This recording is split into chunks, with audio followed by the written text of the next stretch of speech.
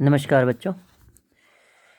अब दूसरा क्वेश्चन है ये, एक वृत्त के चतुर्थांश का क्षेत्रफल ज्ञात कीजिए जिसकी परिधि 22 सेंटीमीटर है। अब आप बोलोगे कि चतुर्थांश का क्षेत्रफल निकालने को, पहले तो हमने जो पिछला सम किया उसमें त्रिज्यखंड का क्षेत्रफल निकालना था। अब चतुर्थांश का क्षेत्रफल निकालना है, दोनों का फॉर्मूला एक ही है, चतुर्थांश भी त्रिज्यखंड ही होता है। अब मैं थोड़ा सा चित्र इसको देख लो। देखो, ये अगर वृत्त है तो ये एक त्रिज्या ये आ गई, एक त्रिज्या ये आ गई। वृत्त मान लो, आप माना वृत्त की त्रिज्या बराबर है आर। अगर आर इसकी त्रिज्या है, त्रिज्याएं बराबर होती हैं, तो इसका जो कोण है वो 90 डिग्री ही बनता है। आपको पता है, क्योंकि चतुर्थांश है। वृत्त का पूरा कोण कितना होता है? 360। 90 90 90 90, जब इसको चार भागों में बांटेंगे हम लोग, ठीक है। तो जब भी आपको चतुर्थांश का क्षेत्रफल निकालना है तो आपको कोण नहीं दिया होगा और उसका कोण आपको पता होगा। उसका कोण कितना होगा? 90 डिग्री होगा। फॉर्मूला वही आपने लगाना है, वैसे ही बिल्कुल सम करना है। लेकिन इसमें त्रिज्या भी नहीं दिया है। इसमें क्या दिया है? इसमें दी है परिधि। अब परिधि दे रखी है तो हम त्रिज्या निकाल सकते हैं, क्योंकि आपको पता है परिधि क्या होती है वृत्त की? 2πr। तो आप लिख लो, 2πr आपको दे रखा है। कितना दे रखा है? 22 दे रखा है। तो 22 सेंटीमीटर दे रखा है, ठीक है। तो 2πr बराबर है 22 सेंटीमीटर। और 2 वैल्यूज भर दो, 2 गुना पाई होता है 22/7 गुना आर बराबर है 22। अब हम आर यहाँ से निकाल लेंगे।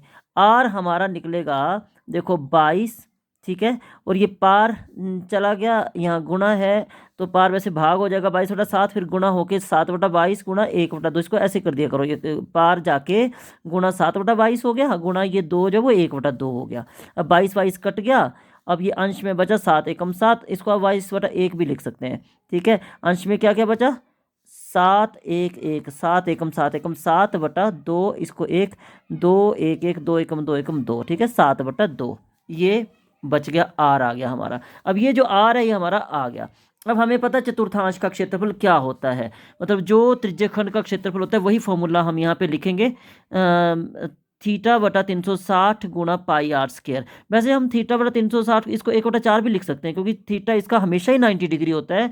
लेकिन क्योंकि आपको और भी बहुत से क्वेश्चंस त्रिज्यखंड के इसी फॉर्मूले से करने हैं, इसलिए मैं आपको कंफ्यूज नहीं करना चाहता। वैसे इसका फॉर्मूला ये भी होता है πr²/4, क्योंकि ये 90 डिग्री अगर हम यहाँ लिखेंगे तो ये काट के 4 आ जाता है, πr²/4। लेकिन कोई बात नहीं, आप ये फॉर्मूला भी लगाएंगे तो बात एक ही रहेगी।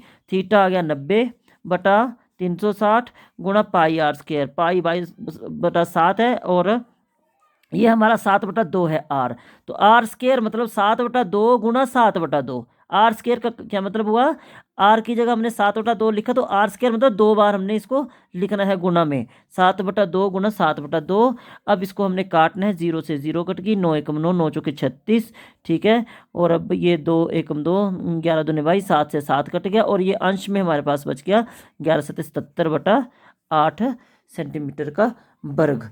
तो इस प्रकार हम चतुर्थांश का क्षेत्रफल हमने निकाला। चतुर्थांश में कुछ भी कंफ्यूज होने की जरूरत नहीं है। अगर आप ये वाला फॉर्मूला लिखना चाहते हो तो ऐसे लिख लो। अगर πr²/4 आप याद रख सकते हो तो ऐसे भी इसको किया जा सकता है, क्योंकि चतुर्थांश का क्षेत्रफल जो है वो हम πr²/4 से भी निकाल सकते हैं। बहुत ही आसान क्वेश्चन है और कई बार ये क्वेश्चन पेपर्स में आया है, बहुत इम्पोर्टेंट है। इसको ध्यान से समझिए। जहाँ पर समझ नहीं आता है वहाँ पर आप मेरे से पूछ सकते हैं। और मैं बार बार यही बोल रहा हूँ कि चतुर्थांश के लिए आपको कोण नहीं दिया होगा। पिछले क्वेश्चन में 60 डिग्री कोण दिया था, चतुर्थांश का कोण आपको पता है कितने डिग्री का होगा? 90 डिग्री का होगा। याद रख लेना आपने, चतुर्थांश का कोण आपको पता है कितने डिग्री का होगा? 90 डिग्री का होगा। धन्यवाद।